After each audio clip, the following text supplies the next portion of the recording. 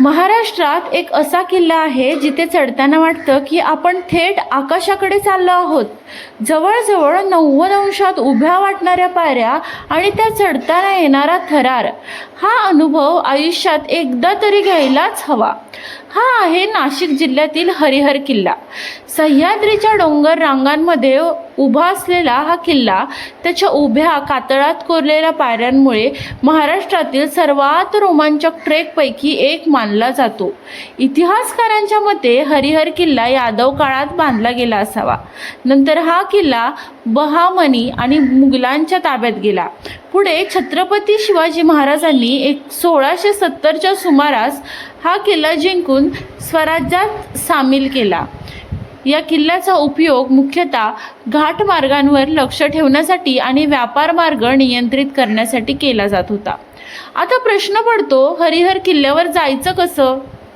जर तुम्ही मुंबईहून येत असाल तर सर्वप्रथम नाशिक रोड रेल्वे स्टेशन येथे पोहोचावे लागते. त्यानंतर नाशिकहून सुमारे 30 किलोमीटर अंतरावर असलेल्या त्र्यंबकेश्वरला बस किंवा टॅक्सीने जाता येतं.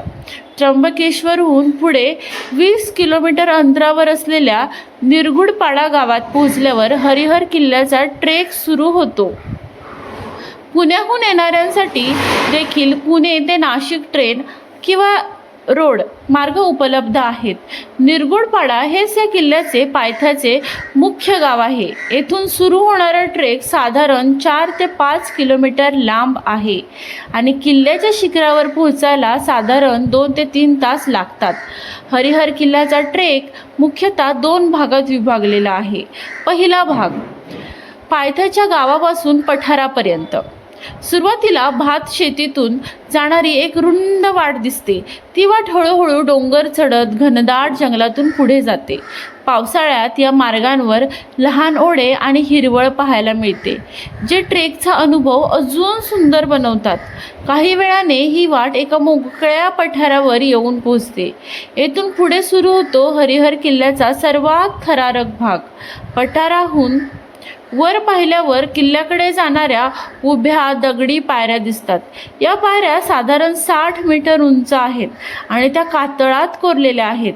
या पायऱ्या चढताना दोन्ही बाजूला खोल दरी असल्यामुळे थोडी भीती वाटू शकते. पण याच पायऱ्यांमुळे हरिहर किल्ला ट्रेकर्समध्ये खूप प्रसिद्ध आहे. पायऱ्या चढत गेल्यावर आपण महादरवाजापाशी पोहोचतो. महादरवाजा पार केल्यानंतर आणखी काही दगडी पायऱ्या चढाव्या लागतात.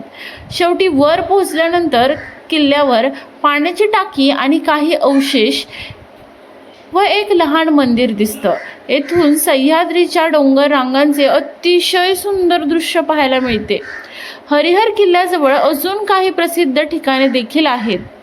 त्यातील सर्वात महत्त्वाचे म्हणजे त्र्यंबकेश्वर मंदिर. भगवान शिवाचे हे 12 ज्योतिर्लिंगांपैकी एक. तसेच अंजनेरी किल्ला, जे भगवान हनुमानाचे जन्मस्थान मानलं जातं. याशिवाय ब्रह्मगिरी टेकडी, भास्करगड किल्ला आणि दुगरवाडी धबधबा ही ठिकाणे देखील नक्की पाहण्यासारखी आहेत. जर तुम्ही हरिहर किल्ल्यावर ट्रेक करणार असाल तर काही गोष्टी लक्षात ठेवणे महत्त्वाचे आहे. नेहमी पुरेसे पाणी, फर्स्ट एड किट आणि आवश्यक औषधे सोबत ठेवा. पावसाळ्यात चांगली पकड असलेले ट्रेकिंग शूज वापरा.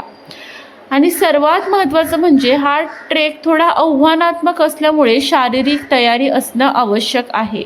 इतिहास, थरार आणि निसर्ग यांचा सुंदर संगम अनुभवायचा असेल तर हरिहर किल्ल्याला एकदा तरी भेट द्यायलाच हवी.